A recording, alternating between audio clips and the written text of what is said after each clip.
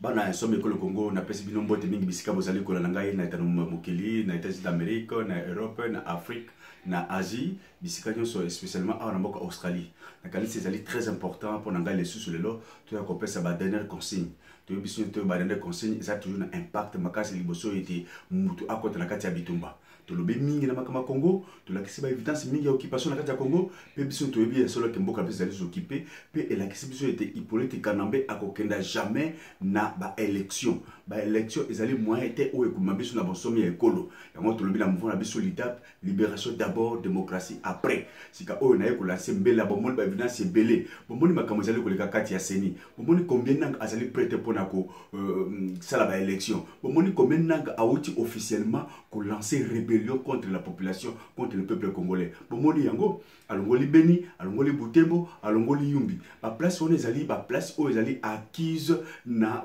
Martin Fayulu plus de 1 258 000 électeurs à Longoli Bango. Puis à l'objet que Batouan va voter dans le mois de mars après que le président s'est abimaki. Qu'est-ce que cela signifie? Et ça dit que ça canne peuple, ça dit que finga peuple. On est allé guerre au matin, pardon, nanga à lancer contre la population. Qu'est-ce que vous voulez encore attendre? Vous allez connaître la ligne. Quel mot d'ordre? Parce que Martin Fayulu a coloba jamais mot d'ordre. A coupé sa mot d'ordre. J'appelle même à couper sa mot d'ordre. Le leader surtout Félix Tshisekedi a coupé sa mode d'été. Bango so bazali na responsabilité ya peuple congolais, c'est-à-dire peuple congolais, population mboka zali ya yo. Le pays vous appartient, le pays nous appartient. Nous devons maintenant sortir de notre silence. Et notre c'est la mode d'ordre. Mode d'ordre on n'en a pas besoin parce que mode des alinines. Mode des alinines que leader à terme on n'a plus besoin de leaders. Les leaders nous ont démontré la limite na bango. Mais les autres se payent passer tous 8 mots à la question que réellement on peut sa unité nationale Martin Fayulu. Mais si contre la mode d'ordre, il n'y a pas d'un seul mot d'ordre autre que la naba autorité on a une soana. Alors bisous il faut se prendre en charge. Je lance cet appel là.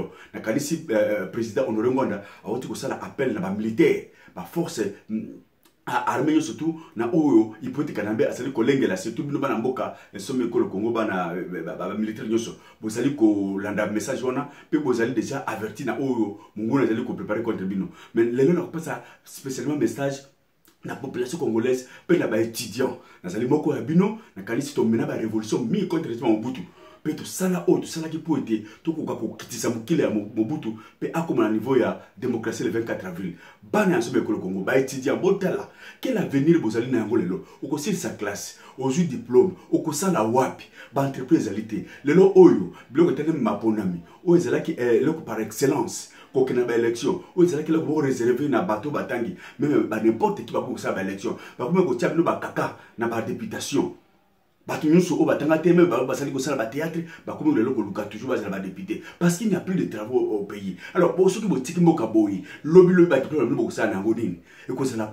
les étudiants, l'avenir du pays vous appartient. Organisez-vous, inikini. Tout ça qui toujours.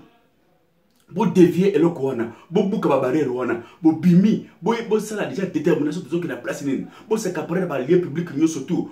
Beaucoup soyango, bana IPEN, bana IC, IEC, bana IBTP, bana ISTA, Mochetouville et autres, bana comme institut de troubles, institut supérieur de troubles accélérés. Botelema, l'espoir du peuple vous appartient les étudiants. Bossala tout ce qu'il faut, ba chimiste, ba ingénieur, bossala ma casse pour être botelema sa boka, botelema sa population. Il suffit la population a déjà déterminé. Le peuple a déjà le message, il y a soulèvement. Vous allez koluka na botelema. Moto a botelema les allez bino ba jeune, la jeunesse ndebino ba botelema. N'attendez pas un mot d'ordre à qui que ce soit, que vous pas à son X personne ne donne le mot d'ordre pour tout déjà ba limite l'autorité politique na biso to yango. La communauté internationale ne donnera pas un mot d'ordre parce que mboka wana ezali chana bango ba ya kozwa kokozabilo ko na biso ko botola pe ko bon peuple na biso ba ko pesa jamais un mot d'ordre pour la révolution parce que révolution ezali moyen oyo peuple a kozwa bon somi ya mboka na ye ba ko autoriser jamais un leader politique a pesa mot d'ordre to yebi yango. Alors la jeunesse, prenons-nous en charge. Même ici au niveau de la diaspora, nous sommes tous mobilisés pour nous soutenir matériellement, pour soutenir moralement, spirituellement. Vous n'êtes pas seul. Alors, vous quittez, vous étudiez, sortez. Vous n'avez pas campus, vous sortez, vous avez internat, place tout vos alliés pour nous ça go la population, tout que la révolution, la seule solution. Nanga ne peut jamais proclamer une autre personne en dehors de Shadari. Où il y a celui on a tout ça le loco exclure, territoire on a, ils allaient toujours dévancer résultat naïe. Alors c'est déjà qu'il va proclamer Shadari. La place où Martin Fayulu a marqué différence. Alors il y a tout ça qu'on a l'habitude de sondage là. Hein? Tous les grands instituts où ils allaient dans le sondage, ils allaient comme publicité Martin Fayulu comme le leader. Tout. Mais il ne sera jamais élu. Jamais Martin Fayulu sera proclamé chef de l'État.